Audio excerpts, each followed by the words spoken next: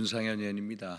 내일이 윤석열 대통령 탄핵 심판 선고 기일입니다. 지난 12월 14일 국회에서 탄핵 소추안이 의결된 지 111일 만이고 또 대통령의 최후 변론이 있은 지 38일 만입니다.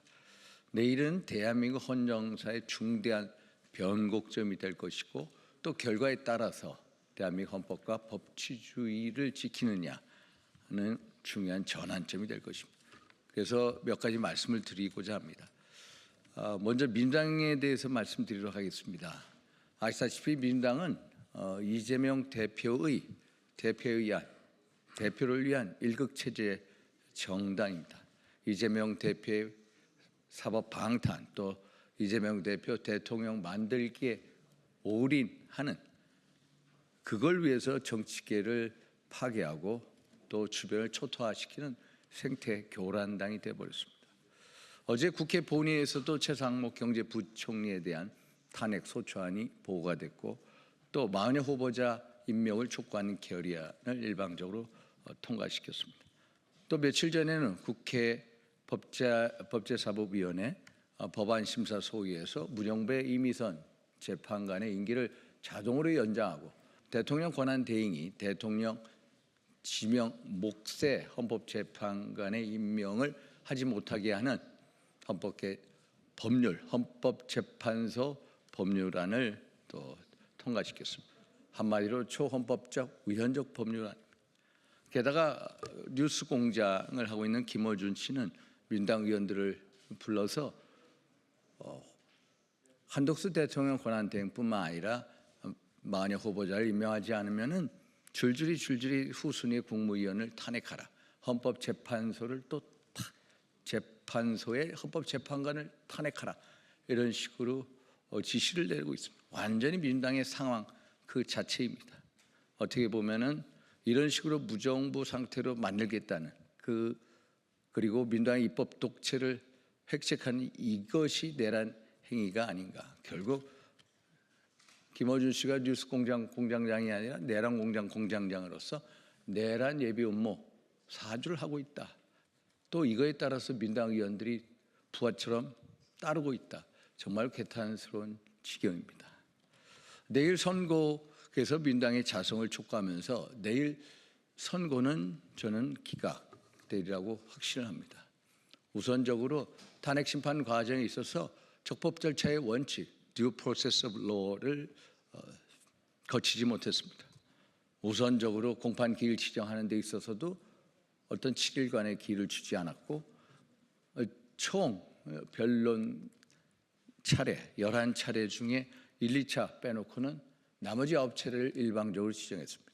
헌재법 32조에 의하면은 재판 중 수사 중인 사안에 대해서 자료 송부 요구를 할 수 없다라고 함에도 불구하고 국회 탄핵 소추단이 요구하는 자료 송부 촉탁 요구를 들어줬습니다.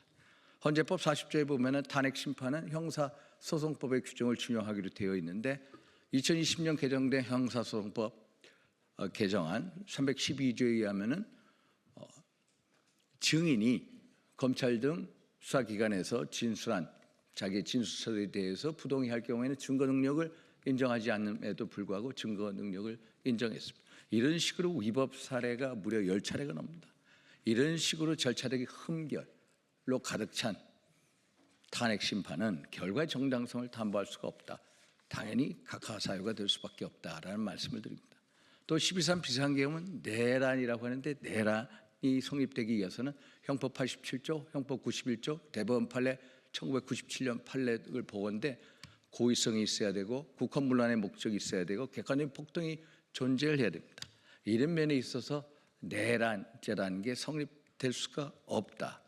그리고 내란이라는 것에 대해서 국헌문란 조항에 대해서는 어떤 기관을 영구적으로 제도적으로 폐지하는 것을 국헌문란이라고 하고 또 하나 있다면은 사실상 상당 기간 헌법기관의 기능을 못하게 하는 건데 이런 두 가지 엄밀한 조건에 따라서도 국헌문란이라고 보기가 힘들다. 그러면은 일단 탄핵 소추단이 결국 이러한 혐의점에 대해서 제대로 입증하지 못했다. 그래서 대통령으로부터 정치인에 대한 직접적인 체포 지시나 국회의원 무력화 시도 지시를 밝혀내지 못했다. 그리고 홍 장관의 메모는 4-5차례 어떤 변화가 있었고 버전이 있고 또 곽정원 사령관의 진술도 상당히 오염됐다. 그래서 결국은 이런 식으로 신빙성 논란이 있을 때는 형사소송법에 나오는 신빙성 다툼이 있을 때는 결국 의심이 있을 때는 피고인의 이익으로 해석할 수밖에 없다는 그 대원칙에 따라서도 결국 증거 능력을 인정해 줄 수가 없다. 결국 그러면은 이런 식의 어떤 법리적인 논리 구조를 따라간다면은 헌법과 법률을 대통령이 파면당할 정도로 중대하게 위반했느냐 이런 면에 있어서는 아니다라는 법적인 답변이 나올 수밖에 없고 그러면 기각과 각하가 될 수밖에 없다.